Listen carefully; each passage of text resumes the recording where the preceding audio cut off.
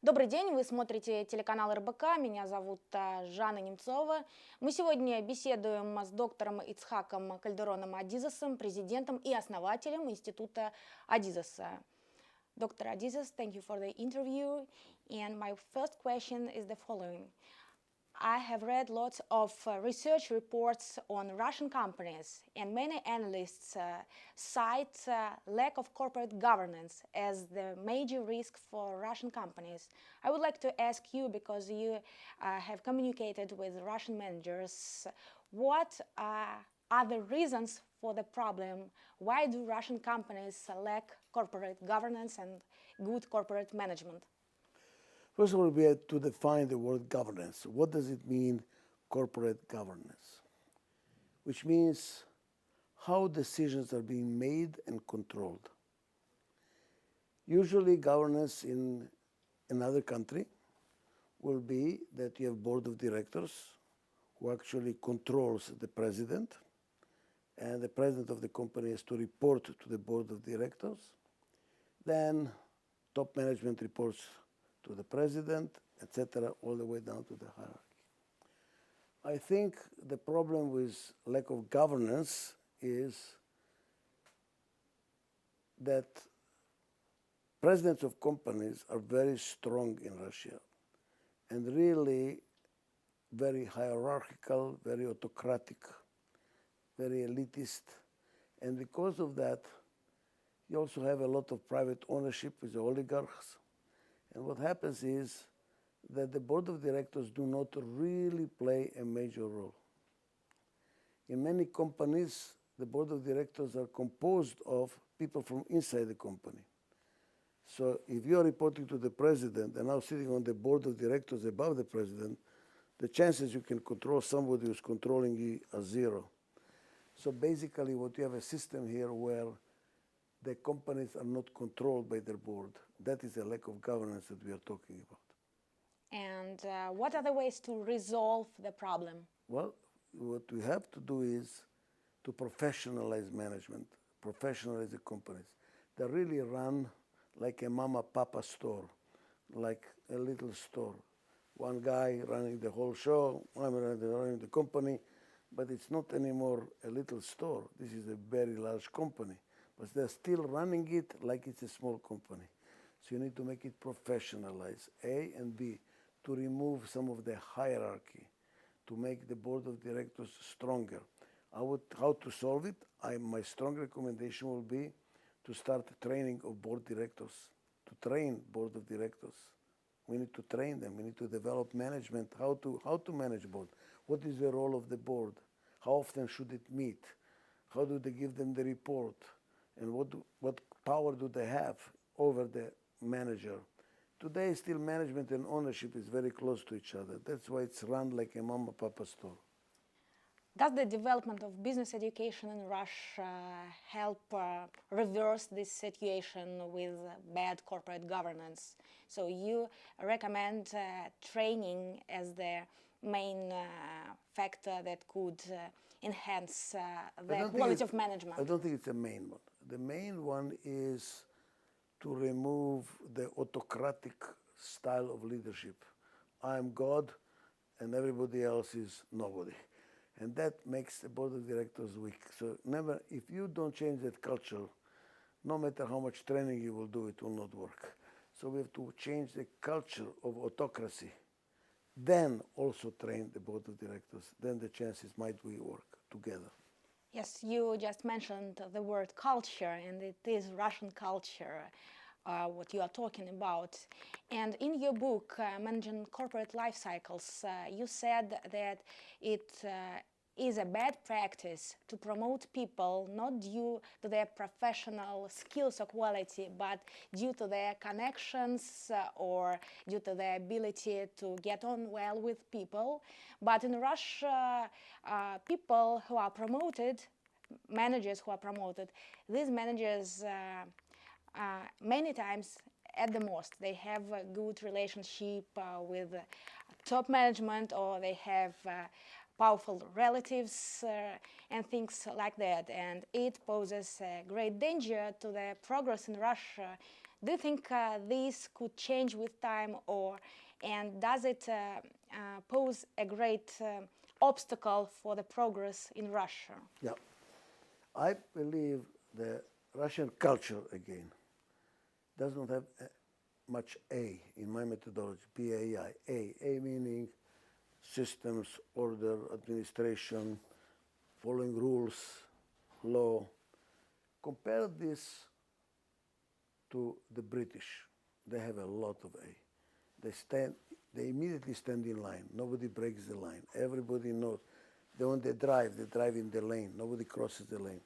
In Russia, nobody stands in line. Everybody's trying to pass everybody. Everybody's driving like this. There is no administration, order, systematization in the culture. And until you get that, if you don't have that, a system, then you have to rely on loyalty by bloodlines, or whom do you know, and who is member of the family, and who is a friend. You run it like a family, because you have to rely on family for trust. In America, you don't need family for trust, because you have a system. There are budgets, there are controls, there are systems, order. So I don't have to rely on family connections for trust. Here you have to rely on that. You have to rely on people. So the solution is not to prohibit it. The solution is to systematize and professionalize the companies. When they become managed professionally, budgets, controls, systems, appraisal systems, evaluations of people, paid by performance, then I think reliance or connections will be much less. But in many Western countries, people rely on their family connections. For example, take Italy as an example. So family means a lot. For the same reason. In all countries, my experience is when they rely on Mexico, when they rely on that, is because they don't have a system. So if I don't have a system, I don't have budgets, I don't have controls, I'm going to hire only people I trust to run the work for me in the company.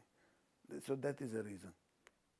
So if you take Russian economy, if you look closely at the Russian economy, you will see that the main economic players are state-owned companies. So could a state-owned company be effectively managed, taking into account that there is little economic-driven motivation? They don't have to capture their market share, they have it, they don't have any competitors. And I know that you consult some state-run companies, so probably some of them are more effective or less. I don't like to see business institutions join other institutions, like business and church, Middle Ages, no good. Business and political parties, no good. Business and government, power, no good. Why? Because it will prohibit others to join. There will not competition. It will be very difficult to get competition. How do you compete when the government has a power and they own the company? They're not going to let you in because they own the company. So I think it's not good. The theory is not good. It's not good to have state-owned enterprises. The more publicly owned, the better. Government should pull its fingers out of running the business world. The role of government should be more of integration, law and order, support, not of running the economy. Because if they run the economy, there will be very little competition, and then it will be political appointments, not how good you are as a manager, but whom do you know and what is your political connections, which makes the business not run very efficiently. So, and are there any examples of successful state-owned companies in Russia? In Russia, I don't know. For example, Sberbank. Oh, I cannot talk about it. But it's a good company. Okay, I know that you met our Prime Minister, Mr. Medvedev. What did you tell him? What did you advise to him? What were your advice for him? What I told publicly at the Sochi Forum is it's not going to be achieved by doing a Skolkovo, a little island in the ocean of bureaucracy and no lack of innovation. And it's not going to be achieved through more training people. What we need to do is to change the culture again. The Russian culture is a lot of it based on fear, because you never had democracy. You always, history of Russia has always been strong leadership at the top. But the extreme was during the Soviet era, and I think it's in the memory of the people. In the memory of the people is fear, not to confront authority, not with trouble, because you will get into trouble. And fear is one reason, is because of history. The other reason for fear is that there are so many laws and so many new laws, and when the country is in change, not only Russia, other countries, there's a lot of change, there's a lot of legislation, and so many laws, they might be conflicting, overlapping with old laws. The end result is people don't start believing that they don't know whether they're violating some law that they don't know about. And so if you're an entrepreneur, you have to be very careful, because if you cross somebody in government, they can always find something bad about you and put you in prison. So people are afraid. So if you take fear as a dominant factor in management in Russia, then the result is people will not innovate, because you don't innovate in fear. To be innovative and entrepreneurial, you need to feel safe. You need to feel that you can do it, and if you make a mistake, not a big deal.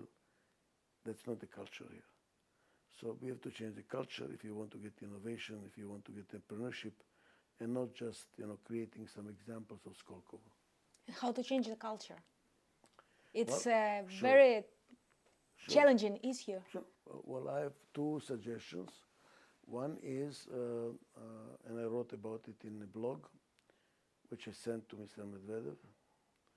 I believe that you have to confront the experiences of the Soviet era and to make them explicit, not to deny them. You see, if you're a parachutist and you jump from an aeroplane and your parachute doesn't open up to the last minute and you go into a tremendous fear, you know what they do? They put you immediately on a plane and make you jump again. I believe that in Russia, you're not confronting the experience of the Soviet era. It is kind of a denied. Let's not talk about it. It's being hidden. Like you have this Gulag museum in Moscow, the most dilapidated, broken down, dirty, terrible museum. No, it should be the biggest museum, and every student must go from elementary school to the museum to see the atrocities of the Soviet era in order to clean the consciousness of people. And when you clean it, there will be less fear. Right now, it is in the subconscious, but nobody talks about it. But it is there. And the other one is to debureaucratize the government. Because as long as there is all this, somebody in the government should be a big ministry for debureaucratization. I would even say it should be first deputy prime minister for debureaucratization. Take all the ministries and find out how to clean up the bureaucracy, how to make it faster, simpler, to get permits, everything to work, to bring sunshine to the system. And when you make the system transparent, there will be less corruption, A, and B, there will be less fear. So this is how you change the culture. So speaking about the Soviet Union, I would tell you, probably you know it, but we have 5 or 6 years ago, maybe more, we have adopted the Soviet hymn as the national hymn of Russia. So we do not confront our past, but we like our past. But you see, that's what the danger is. Because human mind has a very good quality. It is, they forget the bad things, remember the good things. It's called nostalgia, you know? Yes. And people increasingly becoming nostalgic about the Soviet era. That's when Soviet Union was a power in the world. That's when, you know, the songs and the Rodina, the Stalina, hurrah, hurrah, hurrah. There was pride, there was a strength. That's what people remember. So if you do not show also the bad part, nostalgia is going to win, but the fear is going to continue. You're analyzing companies and states from the perspective of cycles. And if you take Russia as a state, on what stage of development are we now? In my opinion, you've never crossed adolescence. You never developed an institutionalized system that enables you to run the system without a strong leader at the top. You don't have it. And that, in my theory, it's called the founder's trap, when always somebody has to run the show. Somebody has to run the show. So you're getting bureaucratized. So you're kind of a aging young baby. You're still young, but aging. Tough. You did not cross adolescence to get to prime. So that's what I think. You're inside the founder's trap. But could Russia become a competitive state? Could it be as competitive as other states like, for example, China or India? Of course, it's not good to compare these countries due to their difference in population, but do we have any real advantages to become one of the leading nations? Russia definitely has a human capital. You have extremely bright people.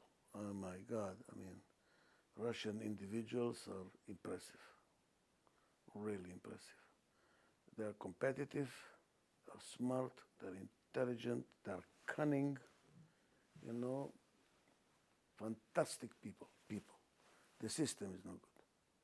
So the system does not enable them to come to fruition.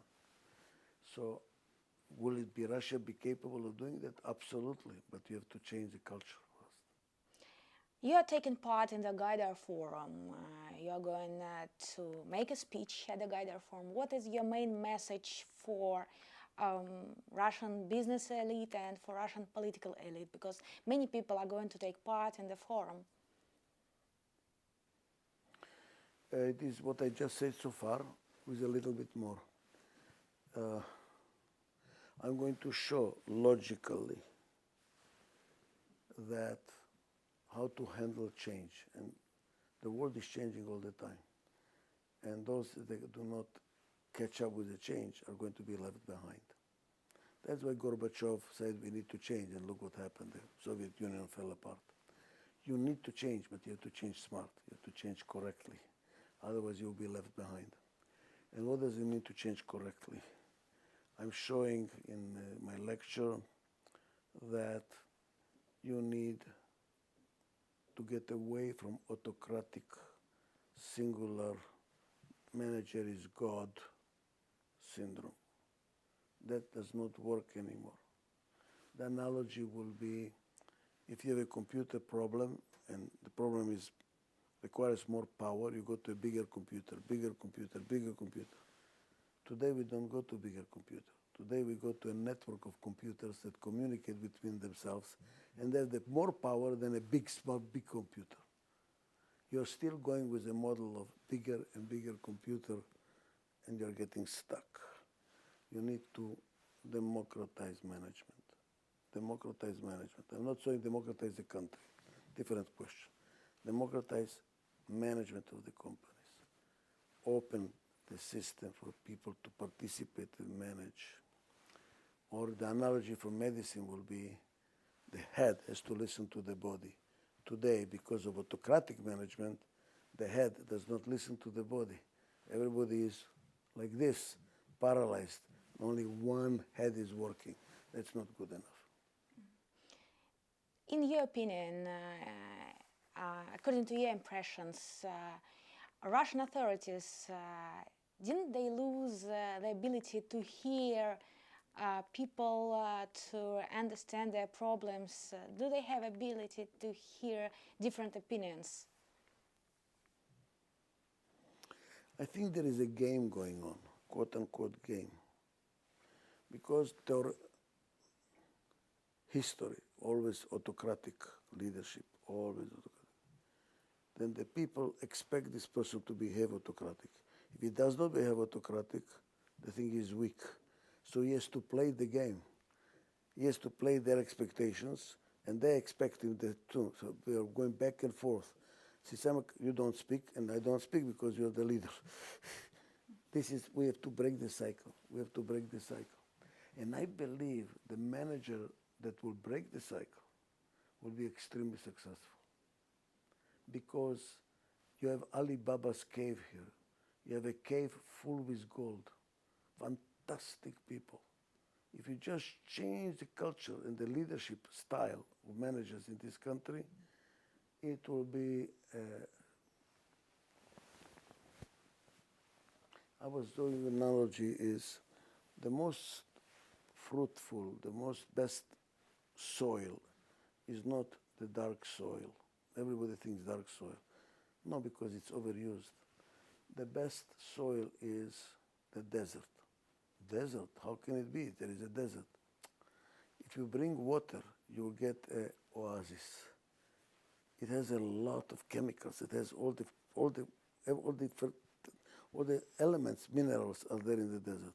Never used. Just bring water. That's Russia for me. Russia, just bring some water. Open up. Let the people speak. Let them participate. Don't be afraid. Don't act like I'm God. Be a human being. Oh my God, you will have an oasis here. It will be a fantastic opportunity. Thank you very much for the interview. Thank you.